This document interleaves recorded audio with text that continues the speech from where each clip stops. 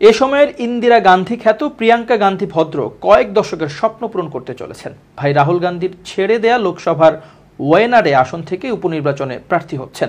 তার এই নির্বাচনী প্রচারণায় সঙ্গী হবেন পশ্চিমবঙ্গের মুখ্যমন্ত্রী মমতা বন্দ্যোপাধ্যায়। দলীয় সূত্রগুলো বলেছে, লোকসভা নির্বাচনে বারাণসী থেকে প্রধানমন্ত্রী নরেন্দ্র মোদীর বিরুদ্ধে প্রিয়াঙ্কাকে প্রতিদ্বন্দ্বিতার আহ্বান জানিয়েছিলেন মমতা। নির্বাচন পূর্ব সব বিরোধিতা ঝেড়ে ফেলে তৃণমূল কংগ্রেস ও বিরোধী ইন্ডিয়া জোট শক্তিশালী অবস্থানে বলে কঠোর বার্তা দেওয়া হয়েছে যে এবার কংগ্রেস নেত্রী প্রিয়াঙ্কা গান্ধী ভদ্রের নির্বাচনী প্রচারণার জন্য প্রস্তুত মমতা বন্দ্যোপাধ্যায়। এসব তথ্য দিয়েছে দলীয় বিভিন্ন সূত্র। অনলাইন এনডিটিভির খবরে আরও বলা হয়, মিস প্রিয়াঙ্কা গান্ধীর প্রচারণার জন্য মমতা শুধু যে নিজেই ইচ্ছুক এমন নয়।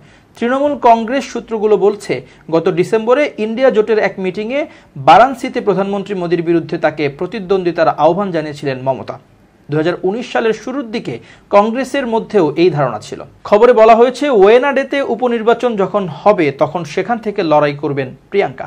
দ্বিতীয়বারের জন্য এই আসনে 3.6 লাখ ভোটের ব্যবধানে বিজয়ী হয়েছেন তার ভাই রাহুল গান্ধী।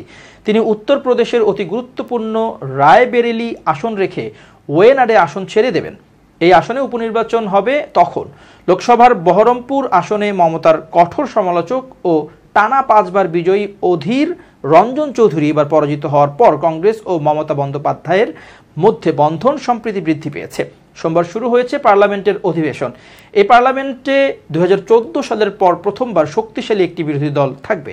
সূত্র বলছে, এতে ইন্ডিয়া জোটের সদস্যদের সঙ্গে আরও উন্নত সমন্বয়ের মাধ্যমে কাজ করবেন মমতা বন্দ্যোপাধ্যায়। এরই মধ্যে এর লক্ষণ দেখা গেছে। নতুন 3টি ক্রিমিনাল আইন, ভারতীয় নয়া সংহতি, ভারতীয় নাগরিক সুরক্ষা সংহিতা এবং ভারতীয় সাক্ষ্য অধিনিয়ম বাস্তবায়নের বিরুদ্ধে জোটবদ্ধভাবে বিরোধিতা করা শুরু করেছে তৃণমূল কংগ্রেস এবং DMK. Indian penal code, code of criminal procedure এবং ইন্ডিয়ান এভিডেন্স অ্যাক্টের পরিবর্তে যথাক্রমে এই 3টি আইন ব্যবহৃত হওয়ার কথা। বিরোধীদের দাবি, গত বছর পার্লামেন্টে বর্ষা মৌসুমের অধিবেশনে কোনো রকম আলোচনা ছাড়াই এই আইনগুলো পাশ হয়েছে।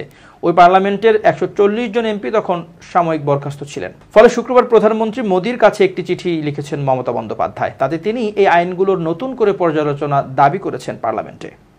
চিঠিতে মমতা লিখেছেন, আপনার বিদায়ী সরকার একতরফাভাবে এবং একেবারেই কোনো বিতর্ক ছাড়া এই 3টি গুরুত্বপূর্ণ আইন পাশ করেছে।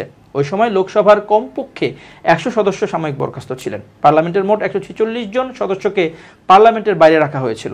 মমতা আরও লিখেছেন, কর্তৃত্ববাদী উপায়ে এই 3টি বিল পাশ করা হয়েছে। এটা গণতন্ত্রের জন্য একটি কালো সময়। এই আইন বাস্তবায়নের বিরোধিতা করে সরকারের কড়া সমালোচনা করেছেন চণ্ডীগড়ের এমপি ও কংগ্রেসের সিনিয়র নেতা মানিশ তিওয়ারি।